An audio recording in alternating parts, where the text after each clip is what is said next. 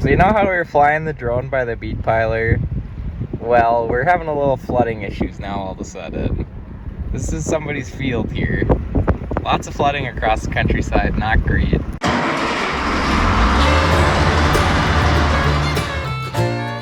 Welcome to the Red River Valley of North Dakota.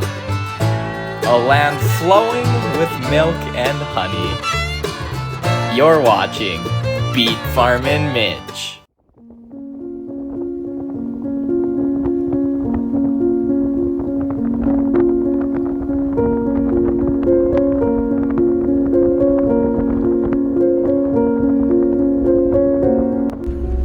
Should have brought a fishing rod with today. There's a lot of places where the culverts are just blown out and the road is gone, and I mean, I'm sure this isn't even bad compared to a lot of stuff around other people's houses, or even closer to the Red River, I'm sure. But the problem is there's definitely some major flooding in towns. I mean, there's towns that are out sandbagging, and St. Thomas, Crystal, Crookston, those places are all in pretty major floods right now, so that's really unfortunate to see. And I mean, flooding's pretty common in the Red River Valley, but it's definitely a lot. It's unfortunate to see. There's a huge flood in Grand Forks back in 97. I was born in 98, so I wasn't around for that, but flooding is definitely a disaster in the cards up here. Things are not looking too great up here for a lot of people, so that's really unfortunate. So definitely sending prayers for that, and just gotta keep going forward, I guess.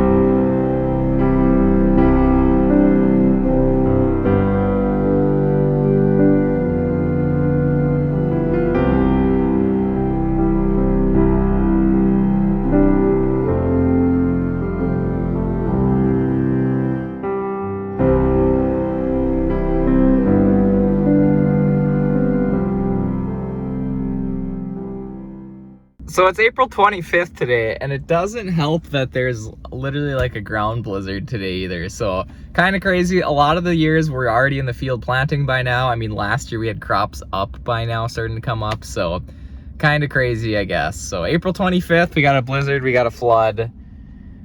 Man, quite the week. And later springs, I mean, aren't great for any of the crops. I mean, the sooner we get, especially our beets in, the more tons we can have on them. The more tons we have, the bigger the crop. So, because we pretty much have to start harvesting at a certain time in the fall. So later spring, shorter growing season, smaller crop. Well, I don't know if it matters that the bridge is closed ahead too much, because I don't think you're getting there. There's tons of people who probably can't even get to their house right now. This is not good. Oh, and I forgot to mention, Jenny's actually stuck at a house in the country right now, because the house that she's living at, the family she's living with, they live in the country, and the gravel road right at the edge of their house is getting washed out, so they're going to be stuck there for a couple days. So I can't see Jenny for a couple days. It's not good. People's homes, and I just, hopefully everybody's staying safe. That's the thing. Like, never go past like a road closed sign. Never drive over a washout. Like, it's people get washed away in their vehicles and they drowned, and that's happened to people around here before. So this is a major disaster. It's not good, and you know. I know I'll get through it, but there's lots of people out struggling right now. And I know I'm driving around checking things out, and you shouldn't do that, but I'm doing that because we have a lot of fields here that it's important for us to see where they're at and to see what's going on with our homes and stuff like that in the country. So I had to check that out quick. So yeah, definitely gonna be a late spring. We got some stuff pulled out here to work on whenever it gets a little bit nicer outside. I think it's supposed to heat up a bit this week. Holy smokes, and just like that, we're ready to go. We got a field that's drying up, so we're gonna be working late tonight, and I didn't have supper, didn't pack supper. So what do you do when you don't pack supper? Well, you pull out the pickled treasures. Shop snacks. Fish out a pickled egg, some gizzards. My Uncle David brought this masterpiece out. Tis time. Plant 2022 is a go. Rolling in the 180 Magnum today. We got triples on the back. We've got front wheel assist.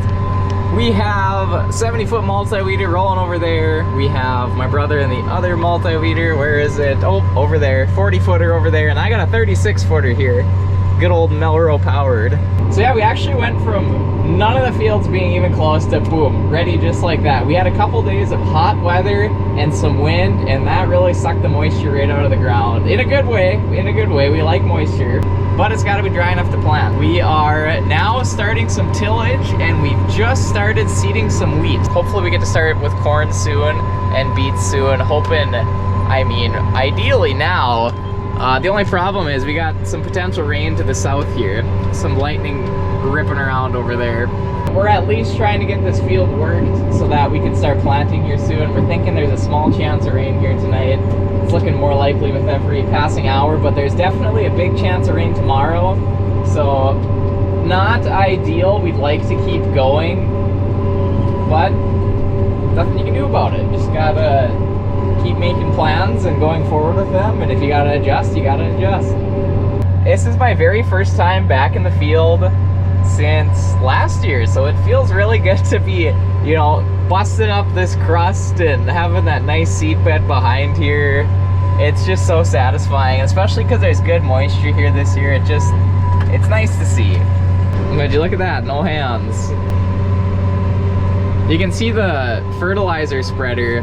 You can see their tracks here. They got big flotation tracks, so they're nice wide tracks that float over the ground because we don't want compaction in our fields. And if you look close enough, maybe over here, you can kind of see that white dusting. That's fertilizer, because this is going to be corn this year, so we have to put quite a bit of nitrogen on for corn. And for corn, you know, you can kind of have it in a few different ways. So like we spread it on, we use starter fertilizer, eventually we'll go back and side dress. So it's good to have like a couple different methods instead of just dumping it all on at once.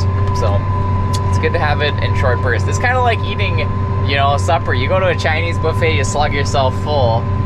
Well, that's probably not as ideal as having like breakfast, lunch, and dinner, you know. And so this field we're in is a half section, so it's kind of, we got a lot of characters at the party here. Yeah, Jason's over there, a hired guy Albert's over there. He's in the big Haas with the 435 Steiger, pulling the 70-foot Summers multi-weeder, and then another 40-foot Melrose, which is the same brand as this one. Kind of an old school vintage, a classic, you know, classic tillage tool implement. So the nice thing about these are kind of a spring special, because a spring tillage tool special, because they have very light shovels on them, and they're little like S-tines, they're called, Danish S-tines. And so those are just kind of a nice little tillage tool to help incorporate the fertilizer and prepare the seed bed for planting.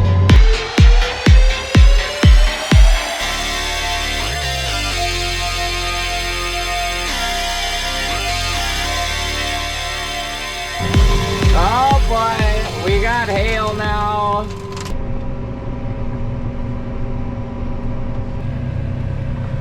On the road again.